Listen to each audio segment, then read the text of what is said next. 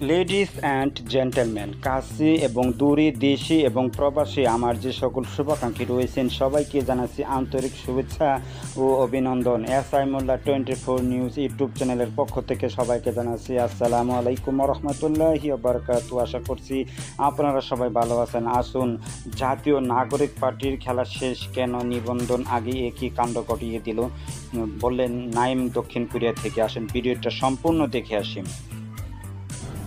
আবারও একটু আপনাদেরকে একটা পুরোনো ঘটনা মাথায় ঢুকাইতে চাই। জনৈক বদরুল সিলেটের, তো সে খাদিজাকে ভালোবাসতো, কিন্তু খাদিজা তার প্রেমে সাড়া দেয় নাই। এই জন্য সে রাগান্বিত হইয়া একদিন রাস্তার মধ্যে খাদিজারে হাতের কাছে পেয়ে এসে চাপাতি দিয়া অনেক আদর করে দিচ্ছে। এই ঘটনার পর বাংলাদেশে একটা নাম তৈরি হয়েছিল যে বদরুল লীগ। কারণ এই বদরুল কোন কমিটিতে না থাকলেও এলাকাতে সে নিজেকে ছাত্রলীগের কর্মী বলে পরিচয় দিত। তো এরকম বদরুলদের কারণে আওয়ামী লীগ শেষ হয়ে গেছে, তাই না? আজকে যে জুলাই অভ্যুত্থানের পর যে রাজনৈতিক দলটা সামনে আসছে, যাদের নেতারা এই মুহূর্তে আমরা দেখছি যে বিএনপিকে নিয়ে সমালোচনা করছে, জামাতকে নিয়ে করছে, আর আওয়ামী লীগকে তো প্রতিদিনই 2-4 বার ভালো করে ধোয়া হচ্ছে, কারণ তারা এগুলারই যোগ্য। ফাইন, তো তাদের দলটা আসলে কতটুকু বেটার? আজকে আমি আপনাদের সামনে দুইজন সদস্যকে হাজির করছি।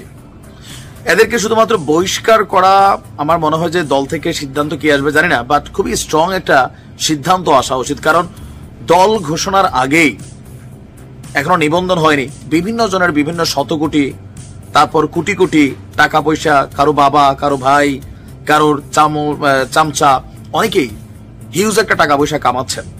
তো এই পোলাপান চিন্তা করছে আমরা আর বাদ যাইয়া লাভ কি, আমাদেরকে তো কোনো বিশেষ গ্রুপ অথবা নাম পরিচয় প্রকাশে অনিচ্ছুক ব্যক্তিরা কোটি কোটি টাকা দেবে না, তো আমরা লোকাল এলাকাটারে একটু খাওয়া দাওয়া করি।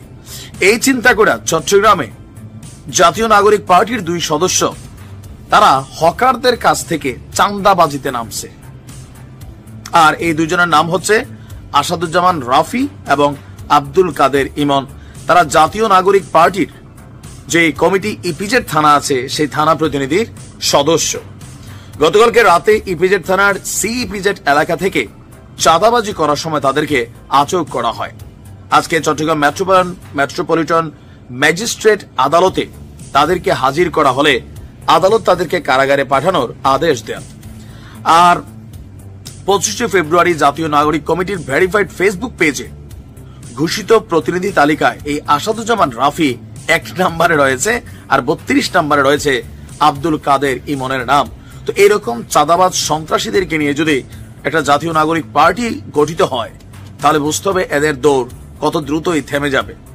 ইপিজেড থানার ওসি বলছেন যে তারা ইপিজেড এলাকায় ভ্রাম্যমান কাঁচামাল ব্যবসায়ীদের ভয়ভীতি দেখিয়ে চাঁদা আদায়ের সময় 2 জনকে আটক করে স্থানীয় জনতা। পরবর্তীতে পুলিশ আসামিদের গ্রেপ্তার করে হাজতে পাঠায়।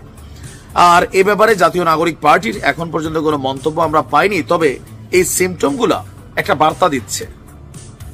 দলটার একদম প্রথম থেকে শেষ পর্যন্ত নানান ধরনের অভিযোগ, ইভেন যারা আগামীতে এই দলে যোগ দিবেন লাইক আসিফ মাহমুদ, তাদের কিনো সাংবাদিক ইলিয়াসের একের পর এক প্রতিবেদন আরো বলছে যে অনেকের নাকি আছে। এরকম যদি হয় ভাই, তো আর আপনারা বিএনপি নিয়ে সমালোচনা করেন, লাভটা কি? আওয়ামী লীগ তো আউট অফ মার্কেট ধরে নিলাম, কি দিবেন উপহার দেশকে? কারণ নেতা যতটা না খারাপ হয়, কর্মীরা দলের 12টা বাজায়, নেতারও 12টা বাজায়। দেখা যাক জাতীয় পার্টি কি সিদ্ধান্ত নেয়। জাতীয় নাগরিক পার্টি ভালো থাকুন।